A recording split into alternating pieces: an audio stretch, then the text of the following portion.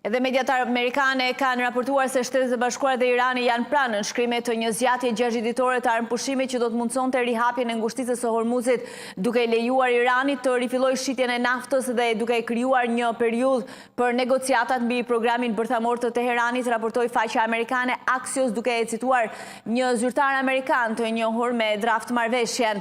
Marrëveshja e propozuar, e cila ende nuk është finalizuar, mund të shpallet që të dielën. Megjithatë, zyrtarët paralajmëruan se marrëveshja mund të dështojë ende para nënshkrimit të saj. Sipas draftit të memorandumit të mirëkuptimit, Irani do të largojë minat nga ngushtica e Hormuzit dhe do të lejojë kalimin e anijeve pa tarifa.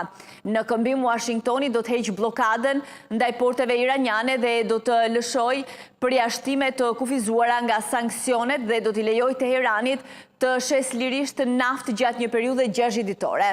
Një zyrtar amerikan e përshkroi marrëveshjen si lehtësim në këmbim të veprimit, duke e theksuar se përfitimet ekonomike do të vinë vetëm pas hapave konkret të Iranit dhe jo paraprakisht. Drafti përfshin gjithashtu angazhimin e Iranit për të mos ndjekur zhvillimin e armëve bërthamore dhe për të negociuar pezullimin e pasurimit të uraniumit, si dhe largimin e rezervave të uraniumit të pasuruar në nivele të larta. Çdo lehtësim më i gjerë i sanksioneve ose zhbllokimi i fondeve iraniane do të diskutohet gjatë periudhës së armëpushimit, por do të zbatohet vetëm si pjesë e një marrëveshje përfundimtare dhe të verifikuar. Forcat amerikane të vendosura në rajon do të mbeten në pozicionet e tyre gjatë periudhës 6 ditore dhe do të rriqen vetëm nëse arrihet një marrëveshje përfundimtare. Marrëveshja duket se lidhet gjithashtu me përpjekjen për t'i dhënë fund luftës mes Izraelit dhe Hezbollahut në Liban.